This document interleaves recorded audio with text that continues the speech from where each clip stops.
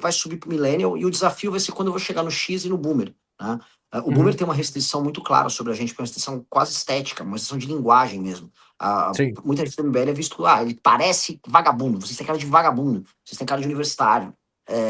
E enquanto o cara da geração X, eu acho que é um caminho, vamos dizer, é um caminho dialogado. A gente viu que o Pablo Marçal, por exemplo, ele foi muito bem na geração Millennial, porque aí é uma tese própria, tá? A gente pode colocar ela em discussão aqui. Okay. Mas a geração Millennial, ela foi a geração no Brasil que mais se ferrou. Né? Talvez acho que vocês são Millennials também. E ela não conseguiu atingir, como nos Estados Unidos, os sonhos gloriosos de ganhar dinheiro. Se fiz a faculdade, agora vou arrumar um emprego. E aí tem um cara que fala, me formei em administração, relações internacionais e agora sou Uber.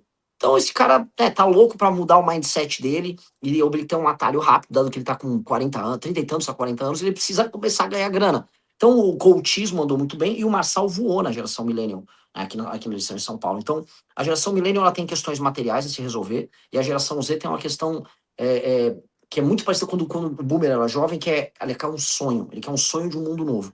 O geração Z, hoje, ele repete uma coisa que o Boomer tinha de reconstrução, talvez de cosmovisão. Acho que é uma coisa bem, bem louca. Portanto, é uma geração meio que revolucionária. E aí, como agradar essas duas coisas, como dialogar com elas, acho que vai ser o nosso desafio. Fui preciso ou você acha que foi meio viajante? Não, eu acho que respondeu, mas sim, mas esse negócio que você falou da dificuldade do Bolsonaro no Nordeste, né? O que você acha qual que é a dificuldade e o que vocês têm de diferente para eles? A gente é muito direto ao ponto e a gente não é condescendente. Então existe uma condescendência que tucanos já tinham. Na verdade, todo mundo tem com o eleitor do Nordeste, que eu até falei isso no Flow, assim, o cara, quando vai no Nordeste, todo mundo assume, olha só, homem bom, mulher trabalhadora, Dona Maria, bota o chapeuzinho, ó o cuscuz, come cuscuz, o cuscuz é bom, não sei o quê. Ou então coloca, algum publicitário coloca vice, né, que não é assim, a galera não fica falando vice. Botando vice onde não tem e o oxente onde não tem. Você sofre com isso, né? É a vice nordestina, a famosa mulher nordestina, é um casamento do homem do Sudeste vigoroso com a mulher fértil do Nordeste, né? Sim. Aí é tudo muito besta. E essa condescendência, ela até historicamente funcionou, mas hoje, como as pessoas, a internet faz você te obriga a ser autêntico, eu posso falar dos problemas do Nordeste sem ser condescendente com as pessoas, tipo, você que é do Maranhão, cara, você tá votando mal pra caralho. Você tá voltando mal pra caralho há anos e tá migrando pros outros lugares. Vamos conversar, vamos tratar da elite política do Maranhão? Vamos falar do Sarney, vamos falar dos Dina, vamos falar da cidade de Bacabal, que o prefeito é uma bosta e não tem esgoto, mas ele botou um telão pra você assistir Palmeiras versus Flamengo. E ao não tratar a pessoa como um idiota, a pessoa reage a você. Algumas não vão gostar, outras vão gostar. Só que, né, ao tratar o cara como gente e você concordar e discordar dele, no mínimo você começa a exercer um diálogo verdadeiro e não uma fingição. Eu acho que o bolsonarismo, como o Nordeste era uma fronteira a ser descoberta, o bolsonarismo ousou muito pro discurso do Centro-Sul, mas ele foi muito convencional pro discurso do Nordeste. E aí ele só foi convencional, então ele não consolidou. Pelo menos eu sinto isso, porque a leitura do Bolsonaro para o Nordeste, ela não chegou completa, igual ela era pro Centro-Sul. Uhum. No Nordeste tem muita questão das oligarquias, né? O cara que digamos assim, o cara que tem um temperamento conservador no Nordeste, né? Ele é mais fácil ele aceitar um neto, bisneto de Arraiz, porque é uma família que está lá há muito tempo, né?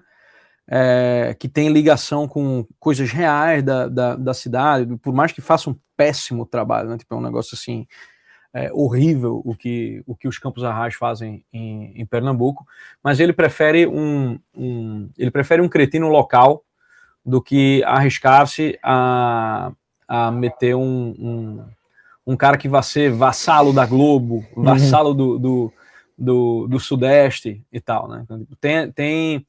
Tem um pouco disso. É um negócio estranho. Tipo, tem uma parte do Nordeste que vota PT por razões que não são...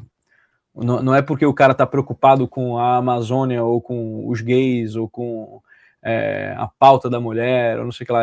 São herdeiros meio de... É um trabalhismo misturado com oligarquias. É uma parada muito sui generis mesmo. É uma coisa que precisa ser estudada de fato. Sim. É como no final do século XIX, que você tinha o oligarca, que ele vinha da Europa liberal, e voltava lá para o Ceará, voltava mesmo para Pernambuco, super estudioso, super, né, super conectado com as vanguardas liberais europeias, mas ele queria manter a escravidão. É uma coisa típica que tinha também no Nordeste, esse tipo de coisa. Não só no Nordeste, né, mas é uma coisa muito típica das elites. Tipo, saber lidar com essas contradições. Elas lidavam com as... Na verdade, a elite brasileira, ela sempre foi muito habilidosa em lidar com essas contradições. O Casa Grande e Senzala, no fundo, é sobre como lidar com carinho e afeto com essas contradições todas. Então, a gente... vamos dizer, a elite brasileira mais tradicional, ela é muito habilidosa. E existe um sistema afetivo não de dominância, eu acho isso meio bobo, mas de construção de tecido social que ele é sofisticado. Ele é muito sofisticado. É muito difícil explicar para um americano, por exemplo. Sim. Não, porque aqui a coisa não é bem assim. Embora tenha o cara que se lança para o City Council, esse tipo de coisa, e tem negócios na área e tal, mas em geral é meio que... O Trump bem que rompeu isso, né? Tipo, de ser um cara de business e de posses e tal. Pá. Mas ele vai muito mal no lugar onde ele construiu o seu patrimônio. Né? Tipo, ele vai muito mal em Nova York. Na cidade de Nova York. Bom, foi o lugar que condenou ele, né? Foi o lugar que condenou ele. Foi o DA de lá, que fez sua campanha basicamente prometendo que ia colocar ele na cadeia, né? Que ia condená-lo. Mas bem, temos um live pix aí, não é isso, embaixador? Vamos ver um live pix. Aqui, ó. Shiryu Baiano mandou R$35 e disse: Bob Dylan, Steve Jobs, Alexandre o Grande, o que falta para Jesus ser um de seus heróis? E para ser o seu herói? No mais, Jopa, Rasta Mais Rasta e Mr. President. O que acham da carreira musical do Lobão? Muito fã de todos vocês. Perguntei no show da Limão Rosa se essa live iria rolar. Botem pra moer. Bom, beleza. Valeu, Shiryu Baiano. Shiryu Baiano é bom. É uma pergunta de fé já, né? O que falta para Jesus ser um de seus heróis? Pois é, cara, assim, é uma pergunta que eu já me fiz muitas vezes ao longo da vida. Eu quando era um menino, até acho que talvez meus 13 anos, eu era bem religioso. Uma parte da minha família era católica e a outra parte da família era da congregação cristã. Então, já era um pau quebrado, sim, bem grande. E meu avô era da congregação. E tive com 13 anos, quando meu avô morreu, um evento muito ruim, que, enfim, não vou citar nomes, mas basicamente foram cobrar, né, o morto. Não, ele estava devendo isso para a igreja, isso e aquilo no dia do enterro, né? Então, na época eu peguei muita raiva. E fiquei quieto, assim. Aí eu fui, basicamente, minha família abrandou muito nisso. Eu entrei na USP, então isso tem consequências, né? A época. Mas eu nunca tinha me virado, por exemplo, um ateu. Eu tive talvez uma fase de ateu todinho, naquela fase entre 2008 e 2011, como muita gente passou. O Arthur, o Mamãe Falei, disse que passou por isso também, e ele mencionou que você também passou por essa fase. Até 2012, 2011, 2012. O Richard Dawkins, hein? Ei, olha só, meu Deus, os países mais desenvolvidos, eles ficam ateus.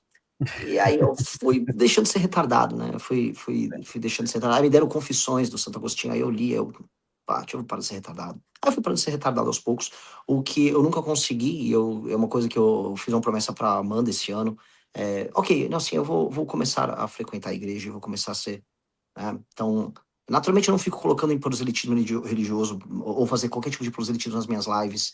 Porque senão o cara termina que nem a Manuela Dávila ali aparecendo na missa, né? Tipo a carinha ali, tipo de... É ridículo. Hoje foi um dia impressionante, que hoje foi um dia que o padre Lança-Leite, né, o Júlio Lancerótico, ele tomou um cala-boca do bispo, né? E aí as redes sociais estão lotadas de gente assim, tipo, é um absurdo o que estão fazendo com o padre Lancelotti, não sei o que lá. Não sou católico, mas aí eu digo, porra, não me diga. Sério? Mas o mundo vive de aluguel de aluguel na cabeça, no coração da igreja, né? Então, tipo, tudo que a pessoa faz, ela faz em relação à igreja, né? Se protesta contra a igreja. Se segue a igreja. Se rebela contra a igreja. Né? Se assina ali o cheque pré-datado vai estar no calendário da igreja, né? Então é aquela coisa que não tem como fugir, né?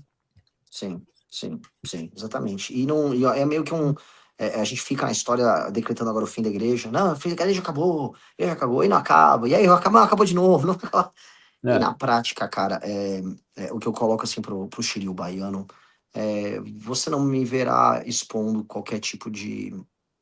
ainda mais como agora fase de pré-candidato, fazendo demonstrações públicas de espiritualidade para parecer legal, bacana. Eu não vou fazer isso. Eu vou manter como tem que ser mantido, entendeu? E agora, sim, a galera pergunta para os palavras assim, Renan, você tem uma tatuagem do Mitra nas suas costas. Você tem um Mitra com um sol.